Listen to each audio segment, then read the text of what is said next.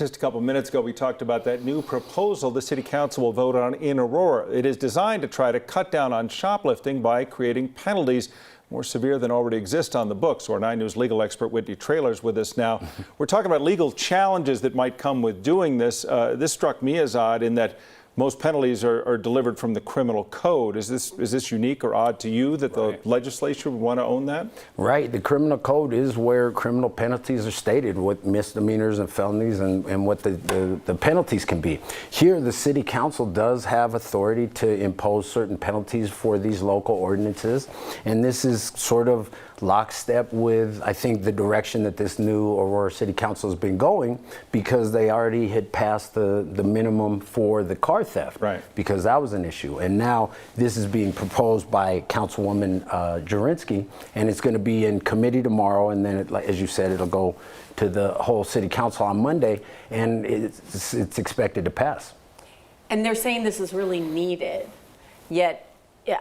I'm wondering if prosecutors are thinking about this, because it's not like they don't have enough on their plate right now. Right. Well, and I even remember when Vanessa Williams was the chief, and they had the camping ban enforced, and she said, we don't have the capacity to do that. And so I think about that instance here, because now you're going to have jail space, right? And I had a brief conversation with Councilwoman Jurinsky on my way over here. She was gracious enough to call me back, and we didn't have a full, I just wanted to see where it was procedurally and that type of thing. We didn't have a full conversation, but I did ask her about that piece of it and said, how are you going to enforce this? Is there going to be space? Yeah. And she said, well, it's still just people who are caught, which to me implied that they didn't expect to catch a lot of people. But she really emphasized they wanted to send a message. You come to Aurora and still you'll spend time in jail. Yeah, it may not affect the number of people that are caught, but once they go into this system, if this does exist on the books, I think the concept always is about deterrence by increasing the penalty and making it so someone doesn't want to commit that crime because they're afraid of what might ultimately happen. Right. What have you found about deterrence? I mean, we've talked about it all the way from the death penalty on down. Is it a deterrent? Do things like this prove to be deterrents? Right.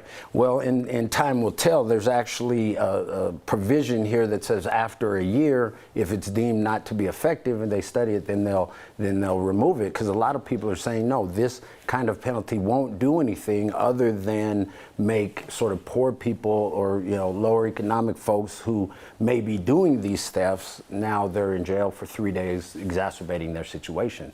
So that's always a question: is it actually a deterrent? As our legal expert, if this does go on the books, I imagine the first case would be then very important as far as how it is received and how it is challenged in court.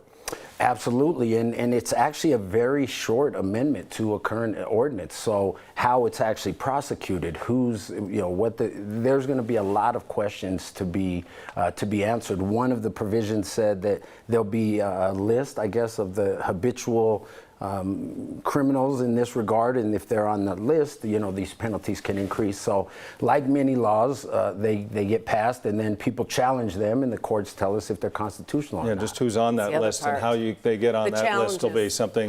Again, this is not on the books yet. This will face a committee vote and then another vote with the full City Council. So it is still up in the air, but we may be talking about it further with you. Thanks, Whitney. I'll be back. Always good to see you. Thanks.